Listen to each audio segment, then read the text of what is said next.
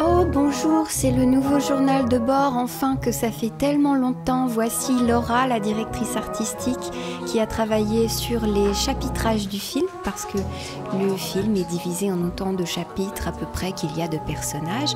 Et je voulais faire des petits tableaux comme des natures mortes avec des objets divers. Là on voit une éponge de mer, un lapin en porcelaine. C'est trop beau, non? Ouais. Pour chaque personnage, je voulais exploiter un endroit de l'appartement avec des objets. Là, je faisais des tests avec du riz et des lentilles. Ça n'a pas été concluant finalement.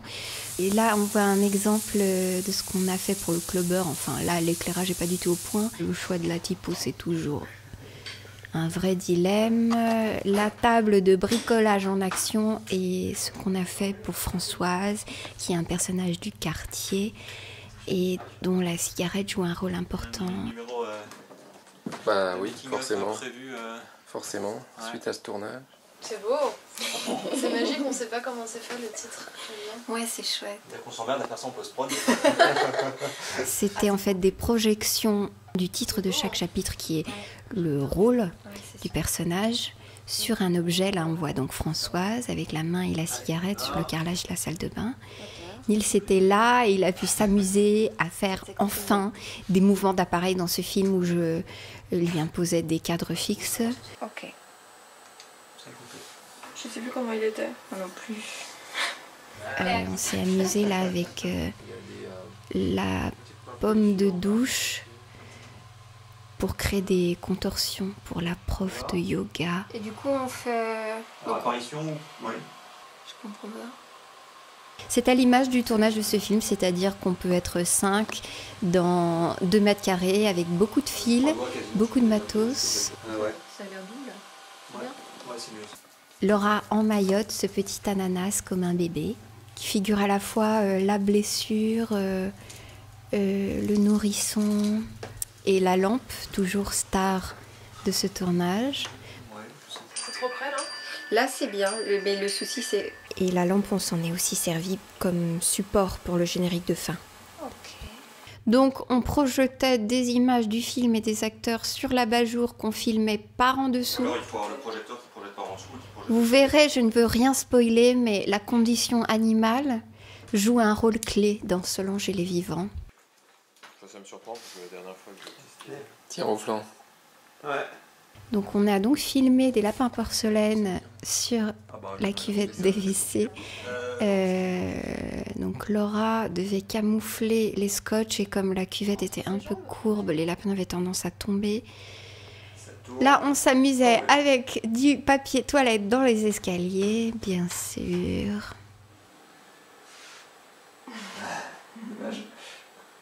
Non, ça va pas mal. C'est pas mal, hein. C'était un moment de grande détente, enfin, ces journées de tournage des chapitres, puisque... Tweet, laisse-moi enregistrer.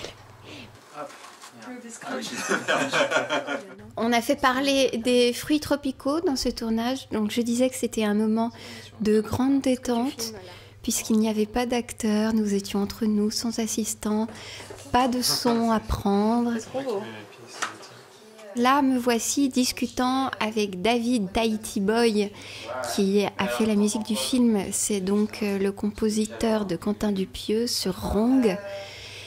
J'ai adoré ce qu'il a fait sur le film. Il a été super productif de manière très rapide. Nous voici chez Obsidian Studio avec Rémi et Julie.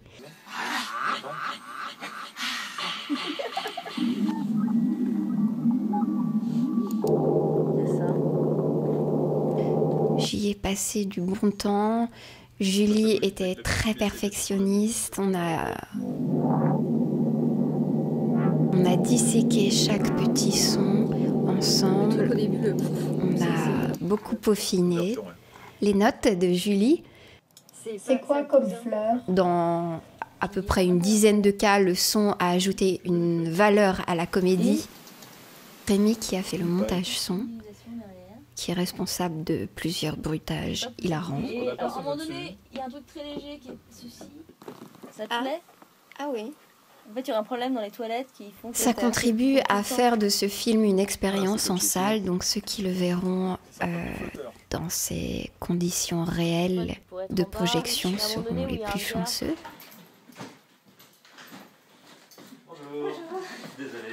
Nous voici chez Firm, qui ont fait la post-prod image avec l'étalonneuse Aude, qui embrasse Nils de retour très en retard. Enfin, on ne va pas lui reprocher.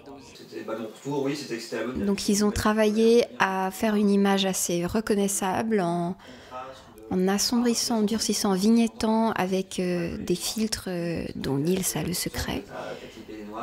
J'ai essayé de documenter l'histoire, mais voici Sophie, qui a suivi la post-prod chez Firm. J'avoue que j'étais perdue, passer autant d'heures dans un endroit restreint en jouant avec des nuances si faibles, c'est un peu compliqué pour les yeux et pour la tête. J'étais vite dépassée, heureusement que Nils était là, j'avais vraiment besoin de lui.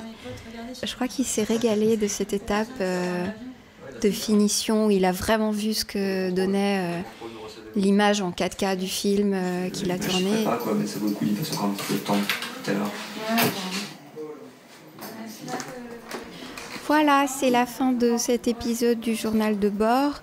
Si vous avez envie de soutenir la mise en marché du film et de le voir en toute primeur à Paris le 18 décembre, il reste une petite dizaine de jours sur Ulule à l'adresse ulule.com/Solange et les vivants et vous pourrez être des nôtres. Et sans plus tarder, voici le premier teaser du film.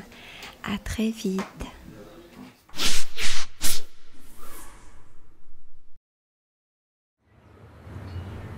Qu'est-ce qui se passe dans la vie, là?